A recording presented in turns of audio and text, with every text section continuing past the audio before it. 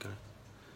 Hi there, welcome to the Department of Theology, Philosophy and Religious Education's Facebook Live. Today we're going to be speaking to one of the academics on the course, so his name is Andrew. We're going to ask him a few general questions. If you do have any questions yourself, feel free to pop them onto the comments on here. Even if it's not while the Facebook is live, we will be able to get back to you with that. We have a team of people waiting for that. So we're just going to make our way into the office with Andrew now. Once we're in there, I'll spin the camera around. Andrew will answer a few questions, and then once we're done there, we're going to head over with Andrew to the chapel, and he's going to give us a little guided tour of the chapel, and then from there, we're going to wrap it up. So I'm just making my way into the office now, guys. So as I go through, hi Andrew. Hello, welcome to my office. Okay there. Great, so, thank you. I've just spun the camera around onto you now. So, basically, what we're going to do is just going to start off nice and straightforward. Can you just tell prospective students what they cover on the course of theology? What we cover, we actually start off with a strange subject in a sense. We say the end of the world. Okay. If you look in all the newspapers every day, there's comments about the world's coming to an end, an asteroid, or nuclear weapons, or one country against another. And we realise that the Christian faith actually was built with those expectations that the world was going to end. And how is that, and how does that work? So that's where we start when you first arrive here. And then through the first year, we look at how Christian theology developed from who is Jesus and why does that matter? And we arrive at a point in 1453, which is a key point in Christian history, when Constantinople fell. And then we stop there and pick that up in the second year. Okay. So, with regards to different types of assessment on the course, what does that range from for students? Normally, a first year student in our department will study. We'll have assessments on an essay, a presentation, then a portfolio of work, and this is spreads through the whole year. The portfolio, so students will be doing small exercises which are gathered together to give the mark out of 34%, because it's roughly a third of the weighting. And then at the end of the year, they have a final examination. So 2 pieces of coursework, a portfolio, and then a final examination. Right, okay. So with regards to support for students, how would that work within your department? Well, it works first of all that we all have office hours, and they're posted on our door. I don't know if you saw it when you came past.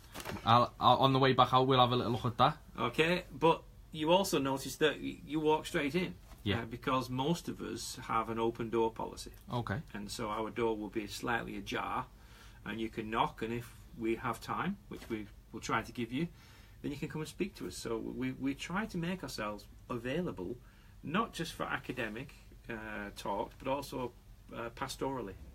Right, okay. Just one final question in here before we go down towards the chapel. What's your favourite part of being an academic on this course? The students. Right, okay. Can you elaborate? I love communicating with students and trying to explain why I love the subject, and hope that students from that gather a love for it as well. Right, okay. So, do you mind joining me to the chapel? Yeah, is that okay? Yeah, come on, let's go. So, I'm just going to spin this back round, guys. So, as you can see, I've spun this back round, which I'm going to do again just briefly, as Andrew's just mentioned, to show you the office hours. So, here we have Andrew's name, and these are all of the different types of different time office hours that he will have. So, drop-in sessions are there for you, and obviously any questions that you do have, pop along the bottom. So, Andrew's with me now. Yeah. We are walking down the theology corridor, and then we will be going towards the chapel. So on our left-hand side here, we have our rose garden. So the rose garden's a really good project that students can get involved with as well. And more information about that is on the website. So it's literally a short walk, guys. Down this corridor, and we turn left to the chapel. And then as we go into the chapel, Andrew's just going to give us a little brief of what's actually going on in there and what type of activities we have that offers in the chapel.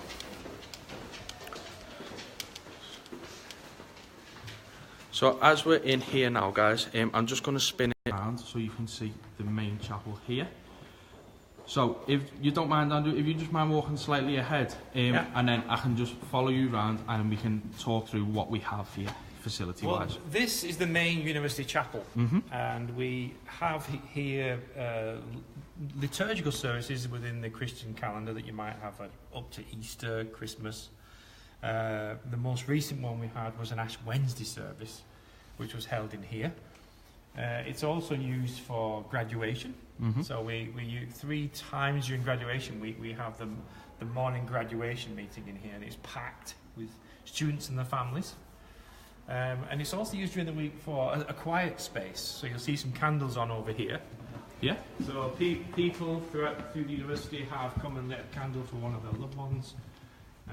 Then off the side of the university, like behind this flag, there are small rooms for quiet moments. So these are often used by students and staff throughout the day and throughout the week. So this is a space. I'm one of the university pastors. Okay. There were 3 of us, myself, our head of department, Reverend Peter McGrail, and Dr. Daniel Gerard. And we function as leading the chaplaincy teams to make sure that we have a broad Christian understanding of chaplaincy. Okay, not a problem. So if you don't mind joining me, we're just going to go over to the front and we'll turn it around just so you can see the size of the venue really, guys. So, like I said, any comments that you do have, feel free to pop them on the bottom. We will try and get them answered as soon as that is possible. So if we turn it around here, as you can see, this is our main stage. Is that the right word, yeah? Yeah, altar space. Yeah, perfect. And then as we spin it round, we can see the rest of the chapel. And you'll notice there are some steps that have been cut out. Yeah. That lead up to the cross here. This is a program for Lent. Right. Okay. So people can cut out their own footsteps, and it's a kind of meditation on the meaning of Lent. Right. Okay. So it's a really nice touch. We have a comment here. What events happen in the chapel? So on the day running of the chapel, what events would there be? There wouldn't be a day-to-day event. The chapel is used for Catholic Eucharist Mass on Tuesdays, Anglican Eucharist, and then various special events, like we just said with the Ash Wednesday service. Yeah. The ones that the main Christian calendar events will be in here. We also have kind of off-the-record events. So if young students want to have a get-together, if they're from different Christian backgrounds, it will be in here. Right, okay. Yeah, so it is used quite a bit, but not mainly during the daytime. Yeah, okay, not a problem.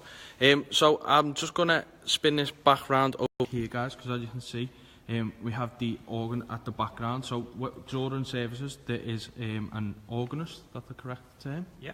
Yeah, so the organist would in the events and different services that we have here. We also have a postgraduate graduation in here. So if you are looking enough to be a postgraduate who will be graduating at Liverpool Hope, then this is where your space will be. So you've already had a quick guided tour with myself and one of the academics. Just one final question for Andrew. What advice would you give a prospective student for the theology department? Apply and come. That's my advice. Right, okay. I think we have a great team. We love students, we're really interested in them, and therefore I do think that it's a really good place to come and study. Right, okay, perfect. We do care. Right, okay, guys, so you have had a guided tour with Andrew of the chapel. We spoke to him in his office hours. We've explained everything that there is to do with office hours. If you have any other questions whatsoever, please pop them along the bottom. We do have another Facebook Live tomorrow for the Geography and Environmental Science. That is at 1:30. So if you are one of those students who is looking for tomorrow's Facebook Live, feel free to tune in at 1:30 and we'll be able to help you out there. Also check all of our social media outlets, so things like Facebook, which is what you guys are watching now, and then the student room and Twitter. Thank you.